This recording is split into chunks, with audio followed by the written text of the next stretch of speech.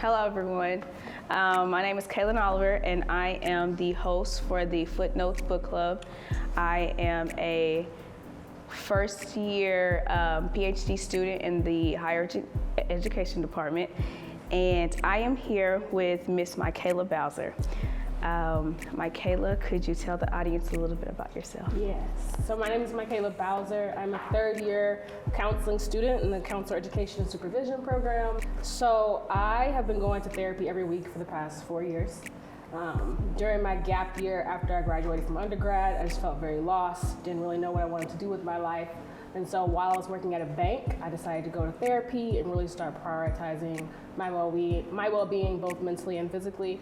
And my therapist is actually the one who told me that I would be very good at being a therapist. She saw something in me that really showed her that I had a tenacity and a will to really help other people. And so I applied for the program here and I got accepted. I'm one of 4 Black people in my entire program. And so that really is what encouraged me to really sort of lean forward into becoming a therapist. Now, I've known you forever. Mm-hmm. Your therapist was the first person who told you that? No, my therapist is not the first person who told me that, but yes. So what does mental health mean to you? Mental health means to me, one, accessibility. Mental health is sadly predominantly a very white field. Most therapists are white males. Most of the clients that people see are white, whether they be women, male, children. And so I really believe mental health to be, for me, now as a clinician, my being sort of a representative of what mental health looks like outside the white gaze, and being able to give people who look like me the chance to really be open and vulnerable with their deepest, darkest thoughts and feelings, because that's not very something that you can really do with a white person without feeling some sort of power imbalance or shame. And so really allowing myself to be a pillar for people to really use in their journeys towards being better mentally. Okay. So before we dive into the book, yeah. Miss Tylynn Preston mentioned imposter syndrome, and you quirked up and you said, I don't really believe in imposter syndrome. Please elaborate with the audience why. Yes, so I don't believe that Black and brown people experience imposter syndrome. As controversial as that may seem, it's a very popular phrase that's really been used lately, but I do think there's something more accurately present to describe our experiences.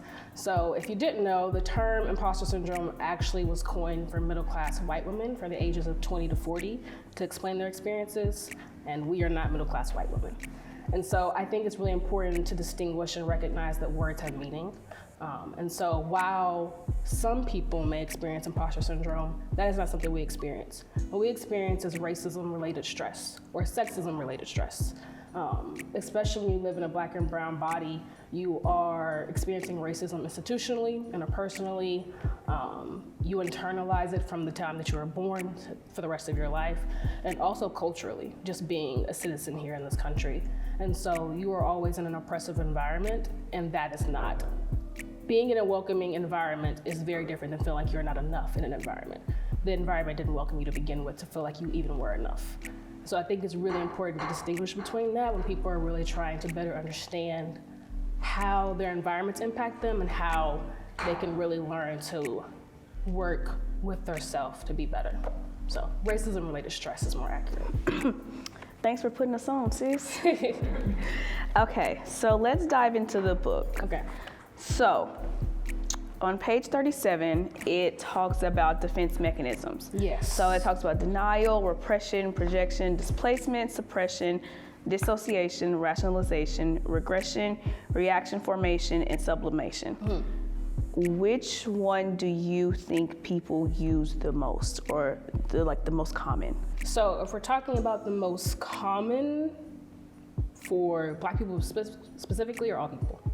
Black people. For Black people specifically, I think it really depends on your gender. For Black men specifically, I see a lot of projection and denial.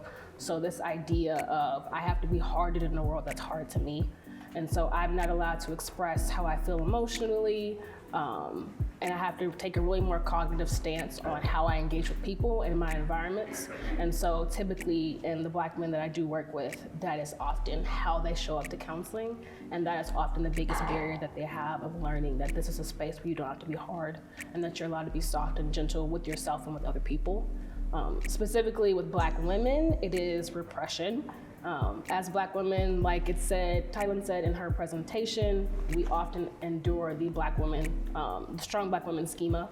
And with that comes lots of other layers to things. Like, most strong Black women are matriarchs, they are single mothers, they are wives. So we sort of operate in a lot of different schemas in the niches that we occupy. And so repression is honestly the easiest way that Black women can survive in the world, because the world is really trying to beat us down. I know Zora Neale Hurston says Black women are the mule of the world, as we know, and that is really the case. And so that is definitely what I see in my Black women clients, young to old, because I do see clients as young as 3 to as old as 50. And so I have a very wide clientele at the moment. Okay. So on page 52, it's a section that says feel your feelings. Mm-hmm. And first of all, you know that I'm a very feely person. Yeah. And so this one it can hit home, especially when I'm anxious and trying to, to grasp what's going on around me, because when you're panic attack, you're so riled up, you're not really being in that moment. Mm-hmm. and being there. Could you walk us through this little scenario? So I can. So the most recent example of what it means to feel your feelings is that I think people often underestimate the importance of getting emotions out. I know when you're anxious or you're depressed, your goal is to keep it in and rationalize and intellectualize it, because it's easier to understand something on your logical cognitive side than your emotional side. And so I recently had a client of mine who's 16. She is a Latina, and she was really dealing with some difficult relationship issues, and she was just so angry and so frustrated. And we spent our entire session beating up pillows.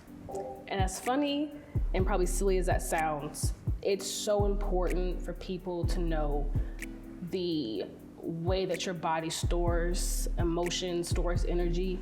And so with this, for example, feeling your feelings, with her, I told her, imagine the pillow was her boyfriend's head and to go crazy. And that is what she did. She beat it, kicked it, threw it across the room. I volleyed it back to her, and we just kept going. And while that may seem like a sort of harmful or destructive coping mechanism, it actually allowed her body to reset and allow her to better understand where anger and resentment and rage are stored in her body, so she can better identify it later on. And that's something that I really encourage every person to do, is find an object that you feel like brings you comfort, brings you security, and use that to your advantage of allowing yourself to process those emotions, not even just with words, but with actions and feelings with your hands. And that really helps you sort of work through it in a way that you couldn't really probably put words to. So if you're out there and you're a very feely, emotional person such as I am, and I'm okay with it wholeheartedly, in this book, they have a lot of hands-on feel your feelings, that section of going through the motions, because it is okay to have your emotions on the outside. Okay, thank you. So on page 70, it asks, what has being strong meant to you? Reflect and write about how this may have positive or negative meanings and expectations in your life. What has strong meant to me? So I have family in the audience. It's my auntie and my cousins over here. And we come from a very strong women-led family.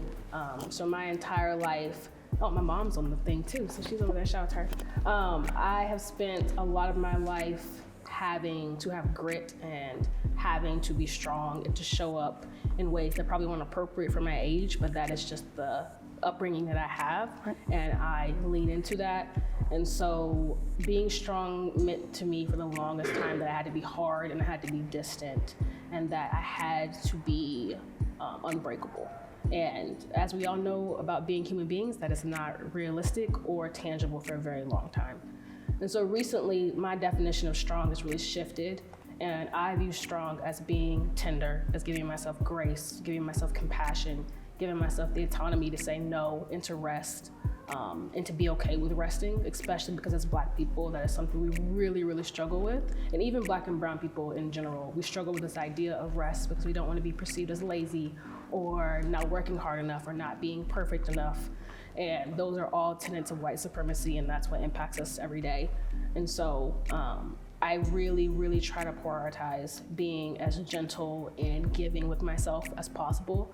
I'm nowhere near perfect at it, and I've been in therapy for 4 years, and I probably never will be, because I don't believe that being healed is something you can ever achieve. It's something you strive towards.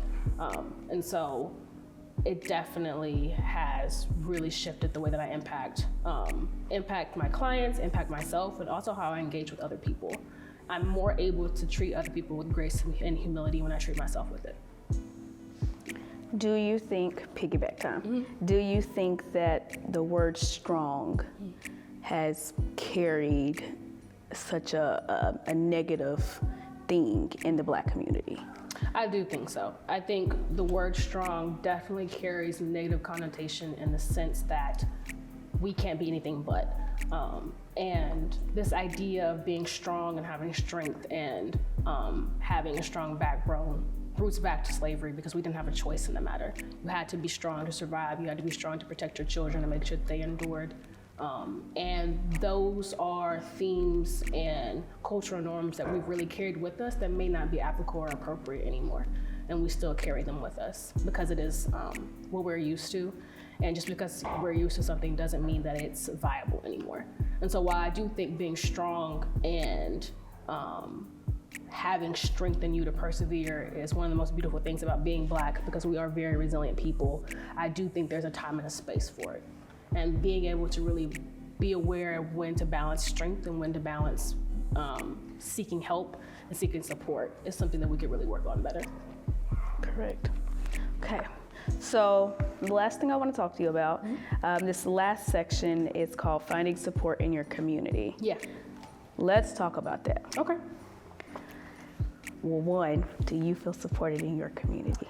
I do, and I am very intentional about the community I seek out. And so I specifically surround myself with women who, regardless of their race, fuel me in ways that make me feel rejuvenated, make me feel loved and supported, and I'm able to equally pour that into people in return. One thing that I have learned as I've transitioned and am now a therapist is that reciprocity is the most important thing to me. If I pour into you, I expect to be poured back into in return. That's just one of the boundaries that I set. And so I'm really grateful that I have women in my life, family and fictive kin, who really nurture me in ways that I perhaps haven't been nurtured before, and I am eternally grateful for that. But I do think also that you can find community anywhere. And so, like, being in this room right now is a sense of community because we all have a common goal of learning more about mental health, regardless of how much knowledge you have, like myself, or how much you don't, like the average person. Okay. Talk to us a little bit about this section, Finding Support in Your Community. Okay. Seeking help is an act of self-compassion. Yeah. I do think the most selfless thing a person can ever do is admit that they have no idea what's going on and they have no idea how to support themselves, because in actuality, none of us really do. We're all really sort of scrambling, despite how much people seem like they're put together and they have sort of a cohesive plan in place. We all need support and guidance in some way. And so I think that's what's so beautiful about being a therapist, is that I'm people's biggest fan in the most unlikely ways. I've really been privileged in having clients tell me that I have been one of the most transformative parts of their life. And I often tell them that I haven't done anything but sit here and listen. You've done all the work. And so I definitely think that as a therapist, the community that I'm able to bring for my clients is one thing, but also encouraging them to seek that out outside of me, because I can't be everything for every person. And my goal as a counselor is to have people be everything for themselves. And with that comes finding people that you trust, finding people that you admire, finding people who challenge you to be the best version of yourself. And that may come from the most unlikely people in the most unlikely places. and just allowing yourself to be stretched and be uncomfortable and seek out support in the most unlikely ways. Like I have Black women who I know in New York, in Pennsylvania, who are now some of my best mental health cohort people. And so stretching yourself and allowing yourself to really think outside the norm of what you think community is. Thank you. Gotcha. Thank you. I have a question. Yeah. So when approaching therapy for the first time and someone meets with a therapist for the first time, is it okay for them to say, I don't think this is my person, can I go to someone else? And how do they decide? How can someone decide that? Yeah, I think that's the most important thing. If you take anything away from what I'm saying, is interview the person that you think is gonna be your therapist. Because it really is like trying on the perfect pair of shoes. If it don't fit, get rid of it. And I also think that's even more important because, especially being in Northwest Arkansas, most therapists are white. And that just is what it is. There's very few Black and brown therapists in the area. And if we are here, we get booked very fast because we're a rarity. And so I think it's more important for potential clients to interview their therapist and really find out what they're about. So, what are your thoughts on intersectionality? How many Black and brown clients do you have? How many clients do you have who experience sexual trauma or domestic violence or anything like that? Ask those questions because your therapist is an equal part of this relationship just like you are. And if you can't trust your therapist to have not only the cultural awareness and cultural humility, but also the drive to learn more about your background, then they really won't have what's best for you in mind. And I can give a really good example of that, of like up until this year, my first ever therapist that I saw for 3 years was a white woman. And it wasn't until my last 2 months of working with her that I realized I was code switching the entire time I was doing work with her. And that was the most shocking thing that I realized, because here I was thinking I was showing up to therapy authentically, I was being real, and the whole time in the back of my mind, I was hyper aware of the fact that this white woman would never understand my experiences as a Black woman. And so one of the hardest things I've ever had to do was end that relationship with my therapist, even though she was great. Like I recommend her to so many people, but being aware of the type of counselor she is and what she can actually provide for people, I would not recommend Black women to her. But now my therapist now is a Black woman, and the very first session I sat down with her, she got me in ways that my old therapist never could. And so just recognizing that like you get a say in what your therapeutic experience is like, and if you feel judged, if you feel unwelcomed, you have the intuition in the room and you know what's best for you. And I tell all of my clients that, because people most often mistake therapy as, I'm here to give you advice and tell you what to do. That's not how I roll. In counseling with me, I 1000% believe that you have every tool in you to make all the decisions you can, and I'm there to act as a mirror and encourage you whenever you're ready to seek those out and, challenge and laugh a little bit along the way. And so my type of therapy isn't for everybody, but someone else's therapy might not be for everyone else. And so really taking the time to be intentional and handle your mental health journey with care.